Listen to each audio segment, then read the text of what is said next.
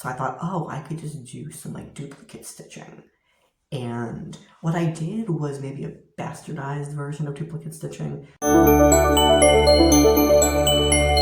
friends, it's Shay. I'm trans in my craft. Welcome back to my channel. Happy Socktober! I really love the idea of knitting socks, honestly, more than I think I like actually knitting socks. Even though every time I make them, I'm always really excited.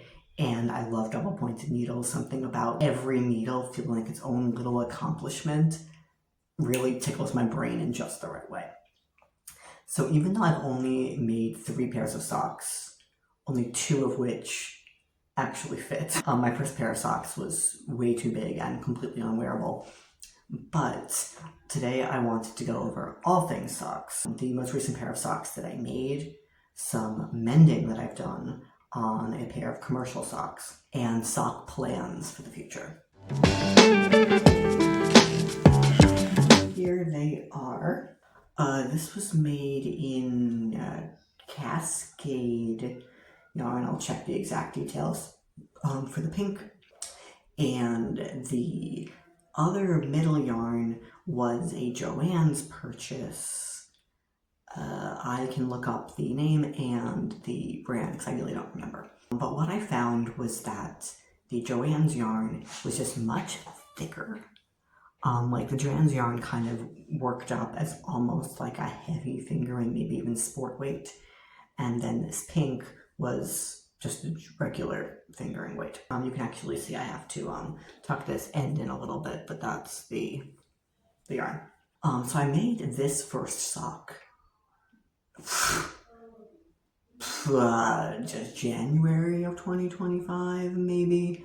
My plan was them to be Wicked socks because of the pink and green, and I've been obsessed with Wicked since, God, 2008, 2009, and was hoping for a movie way sooner than we actually got one. This sock is a little too small and a little too tight.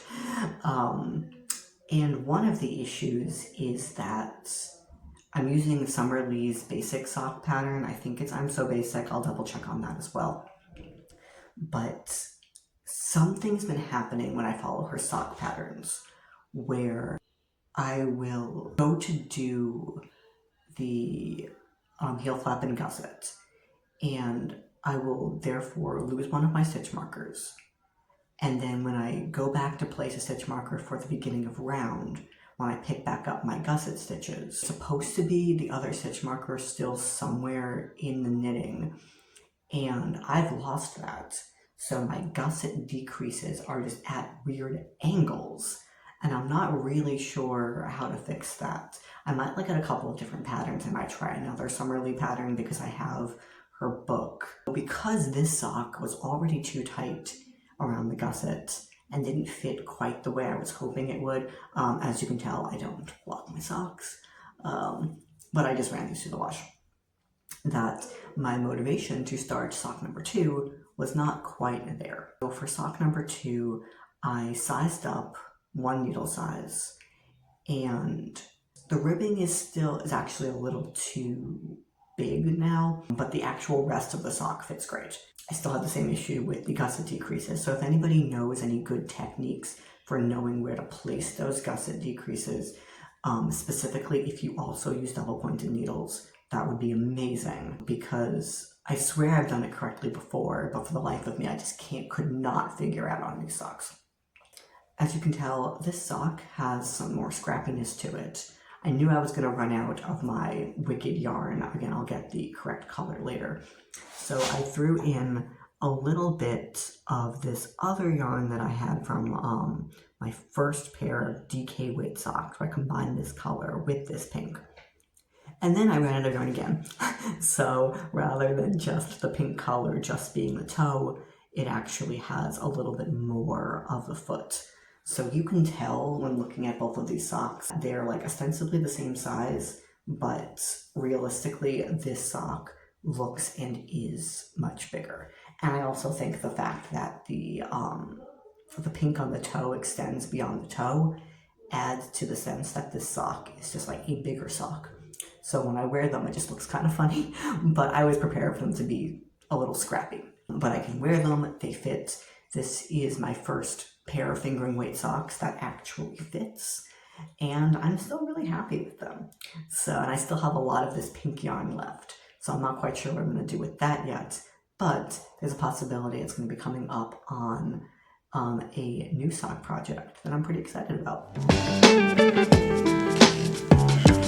And I'm sure tons of people have seen them already because they have been in the top 10 on Ravelry for the past couple of days, but they're all like colorful and patchworky, and I am a sucker for just like a patchwork pattern. I saw somebody the other day on public transit who had this really cool, like just like color blocked, like garter patchwork cardigan, which had pieces of denim like sewed in as the button band, and it just looked so cool.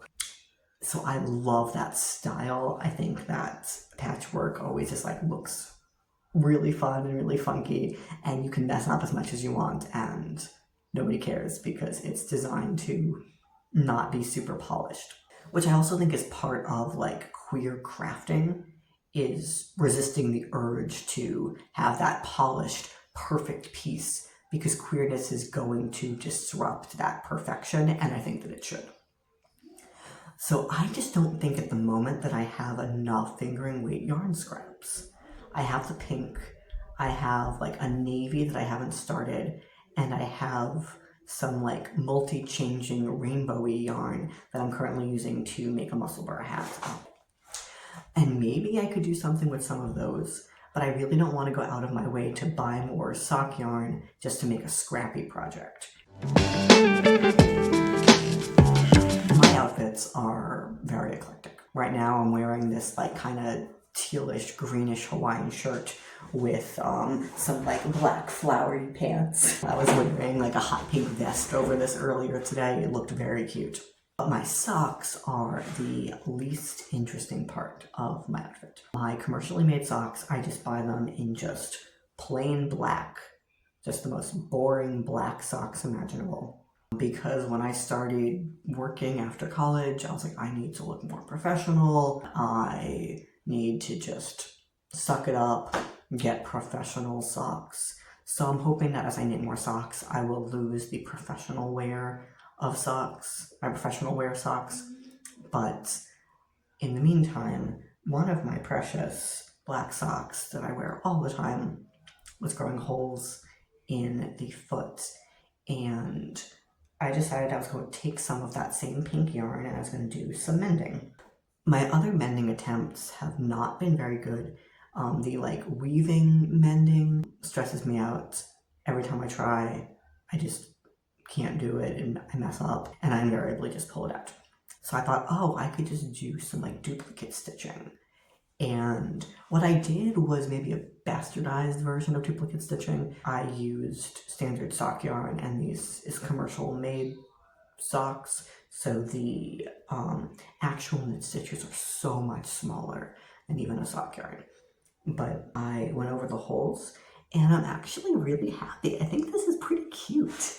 It looks like there's this little like pink paw prints, little pink dots on the bottom of the sock.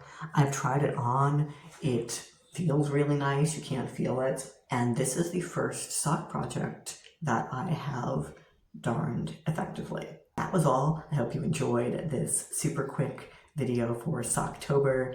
Let me know what socks you've been making down in the comments, as well as if you happen to know where to correctly place gusset decreases on double pointed needles. I've been knitting cuff down.